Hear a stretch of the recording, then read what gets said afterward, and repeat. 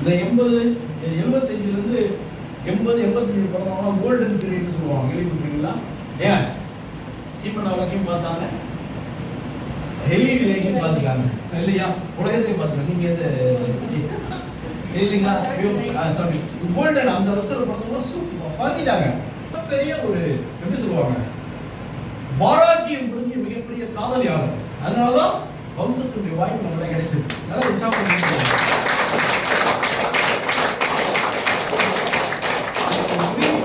இந்த விஷயத்தை உங்களோட நிப்பாட்டிடாதீங்க.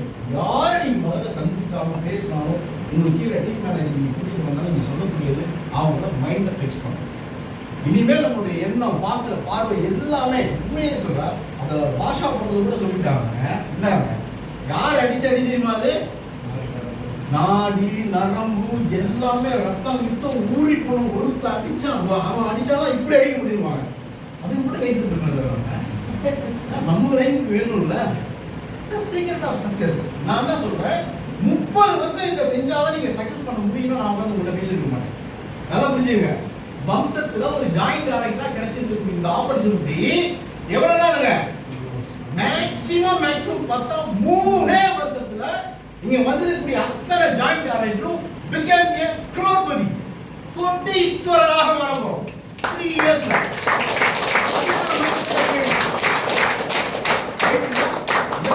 ஆரம்பிங்க.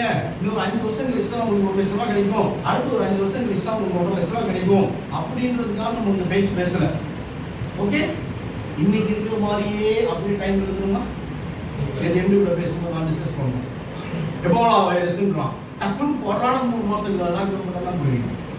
பெட்ரோல் இப்பயே ஹோட்டல் போனால் என்ன சொல்றாங்க, நான் கேட்கறது நம்ம கேட்கறது ஹோட்டல் கொடுத்த டைம் போகிட்டா இருக்கு, எங்கள்கிட்ட இதுதான் இருக்கு, நீ சார்ஜ் சொல்லிங்க. ஏன் கேஸ் பிரச்சனை இல்லையா? எரிவாயு தட்டுப்பாடு.